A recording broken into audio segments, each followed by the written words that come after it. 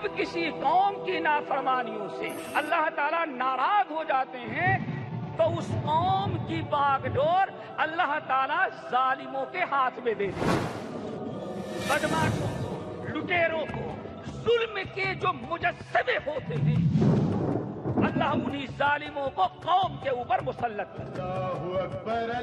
لیکن اگر دنیا چاہتی ہے کہ اس پوری دنیا میں اگر امن و امان قائم ہو، سب سے پہلی ہدایت قرآن پاک نے اعلان کیا ہے جو قیام امن کا ہو سکتا ہے وہ توحید باری تعالیٰ ہے۔ اللہ نے اپنے نبی کو جو دین و شریعت لے کر کے بھیجا ہے ان تعلیمات کی پابندی کی جائے۔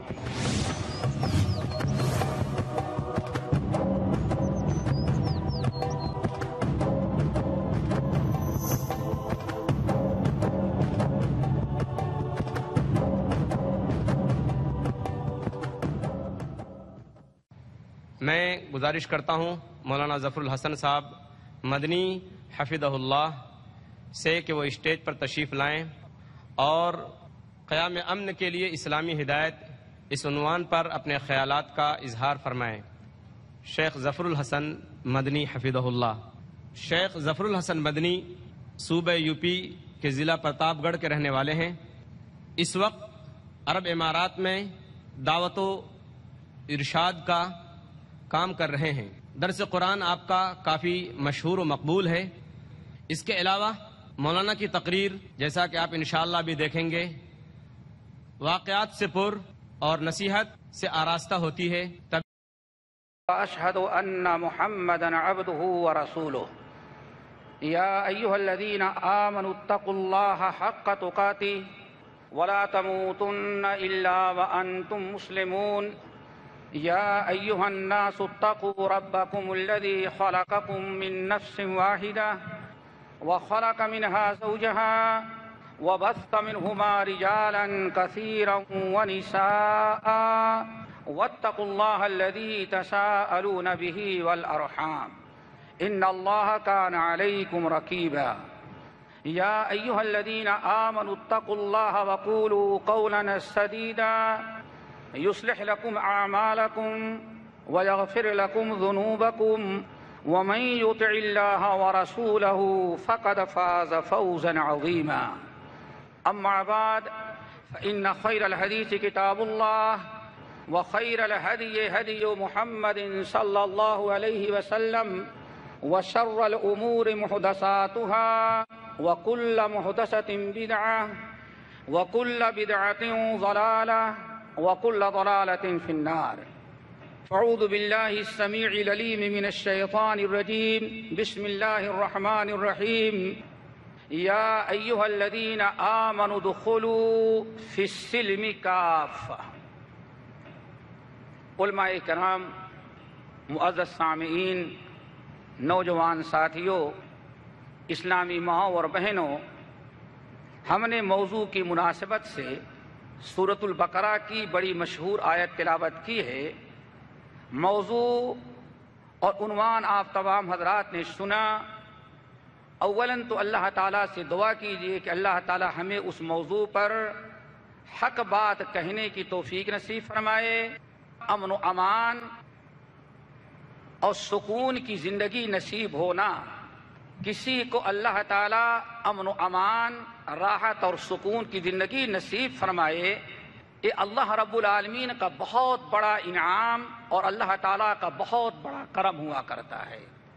امام ترمذی رحمۃ اللہ علیہ نبی علیہ الصلوۃ والسلام سے روایت کرتے ہیں کہ نبی علیہ الصلوۃ والسلام نے ارشاد فرمایا کہ تین چیزیں جس کو مل جائیں سمجھ جاؤ کہ ساری دنیا اس کے قدموں پر آ چکی ہے۔ آن فرمایا من اصبح منکم آمنا فی سربہ ومعافا فی بدنہ وعنده قوت یوم فکأنما حیدت لہ الدنیا بحذافیرہا۔ اور فرمایا تم میں سے جس شخص کو امن و امان کی زندگی نصیب ہو جائے، من اصبح منکم آمنا، تم میں سے جس انسان کو اپنے ملک میں اپنے وطن میں جہاں وہ رہتا ہے اس کو امن و امان کی زندگی نصیب ہو جائے. نمبر 2 وَمُعَافًا فِي بَدَنِهِ، اور دوسری چیز اس کو یہ مل جائے کہ اس کا بدن صحت مند اور تندرست ہو. اللہ تعالیٰ اس کو بیماریوں سے پاک اور صاف رکھے. جس کو اپنے وطن میں امن و امان نصیب ہو جائے اور بدن صحت مند اور تندرست جسم مل جائے. نمبر 3 وَعِندَهُ قُوتُ يَوْمِهِ، اگر زیادہ مال و دولت نہیں ہے، صرف 24 گھنٹے کے گزارے کے لیے گھر میں اناج اور غلہ موجود ہے، تو آپ نے فرمایا یہ ایسی اعلیٰ درجے کی تینوں نعمتیں ہیں. امن و امان جہاں رہتا ہے وہاں امن و امان رہے، صحت مند بدن رہے، جسم تمام بیماریوں سے پاک رہے، اور اس کے پاس گزارے کے لیے زیادہ نہ صحیح صرف 24 ہی گھنٹے کی چیز ہو. آپ فرماتے ہیں لیکن یہ ایسی زبردست نعمتیں ہیں فَكَأَنَّمَا حِيزَتْ لَهُ الدُّنْيَا بِحَذَافِرِهَا، تو سمجھ جاؤ کہ ساری دنیا اس کے پاس آ چکی ہے.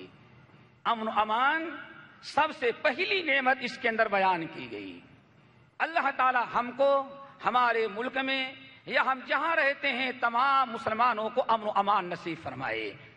دوسری چیز میرے بھائیو، جو موضوع میں نے اختیار کیا ہے، ممکن ہے کہ آپ لوگ اس سے واقف نہ ہو، کیونکہ سب سے بڑی کوتاہی آج ہمارے اندر امت مسلمہ میں جو پیدا ہو گئی وہ یہ کہ آج ہمارے اوپر جو بھی بلائیں مصیبتیں آفتیں آتی ہیں، ہمارے حالات کتنے بھی بگڑتے جائیں، ہم ان کا حل سیاسی نظریے سے دیکھتے ہیں. بس یہی اصل میں نقطہ ہے جہاں ہم سے کوتاہی ہو رہی ہے. ہمارے ذلت کا، ہماری رسوائی کا، ہماری پریشانیوں کا، ہمارے اوپر آنے والے مصائب اور ہمارے بگڑے ہوئے حالات، یا یوں کہیں ہماری ساری بد امنی جو ہمارے اوپر مسلط ہے، ہم تمام لوگ عام طور پر ہم سیاسی ناحیے سے دیکھتے ہیں، لیکن شرعی اعتبار سے ہم کبھی غور و فکر نہیں کرتے. اگر ہم شرعی طور پر غور و فکر کرتے تو شاید ہمیں اپنی اصلاح کا موقع مل چکا ہوتا اور ہم اصلاح کیے ہوتے، یا کبھی ہم اس پر غور و فکر کرتے. لیکن مشکل یہ ہے کہ ہم سیاسی اعتبار سے ہمارے اوپر کوئی مصیبت آئی ہم کسی قوم پر ڈال دیے، ہمارے ملک پر کوئی مصیبت آئی تو ہم کسی ملک پر ڈال دیا کرتے ہیں. یہ ہم ساری چیزیں یہی ہیں جس میں الجھ کر کے رہ جاتے ہیں. لیکن کتاب اللہ، سنت رسول اور اسلامی نقطۂ نظر سے ہم کبھی غور نہیں کرتے کہ آخر یہ اسباب کیا ہیں اور یہ ساری مشکلات اور مصیبتیں ہمارے اوپر کیوں آیا کرتی ہیں. تو میرے بھائیو، سیاسی انداز سے تو بہت ہی گفتگو کر کے اور بہت ہی غور و فکر اور بہت ساری امت نے کوششیں کر لیا، لیکن آج تک کوئی مسئلہ حل نہیں ہوا. اس لیے میں آج چاہتا ہوں کہ سیاسی نظریے کو ترک کر کے آئیں کتاب اللہ اور سنت رسول اور شریعت کے روشنی میں آج ہم غور و فکر کریں اور سمجھنے کی کوشش کریں کہ آخر بد امنی کے اصلی اسباب کیا ہوا کرتے ہیں. اور میں نے یہ جو بات کہی کہ ہم سیاسی انداز پر غور کرتے ہیں، شرعی طور پر نہیں سوچتے، آئیں سب سے پہلے قرآن پاک سورۃ الانعام کی آیت ہے. اللہ تعالیٰ ارشاد فرماتے ہیں وَكَذَلِكَ نُؤَلِّي بَعْضَ الظَّالِمِينَ بَعْضًا. اللہ اکبر. تمام ہمارے تفکرات اور ہماری مشکلات اور ہماری بدعمنی کا اللہ رب العالمین ایک آیت میں جواب دے دیا. یہ سورہ انعام کی آیت وَكَذَلِكَ نُؤَلِّي بَعْضَ الظَّالِمِينَ بَعْضًا بِمَا كَانُوا يَكْسِبُونَ. جب کسی قوم کے اندر یا کسی ملک کے اندر برائیاں زیادہ ہو جاتی ہیں اور ظلم زیادتی عام ہو جاتی ہے، بے حیائیاں بہت زیادہ پھیل جاتی ہیں، اس موقع پر اللہ تعالیٰ فرماتے ہیں میرا طریقہ یہ ہے وَكَذَلِكَ نُؤَلِّي بَعْضَ الظَّالِمِينَ بَعْضًا. اس ملک کے بعد ظالموں کو دوسرے ظالموں پر ہم مسلط کر دیتے ہیں. یہ باہر ہم پہلے نہ جائیں، کسی اور قوم کی طرف انگلی نہ اٹھائیں، بدامنی کے متعلق پہلے اپنے حالات پر غور کریں. اللہ فرماتے ہیں وَكَذَلِكَ نُوَلِّي بَعْضَ الظَّالِمِينَ بَعْضًا بِمَا كَانُوا يَكْسِبُونَ. اسی طرح سے ہم نافرمانی جب عام ہو جاتی ہے تو بعض نافرمانوں کو قوت و طاقت دے کر کے دوسرے نافرمانوں پر مسلط کر دیتے ہیں.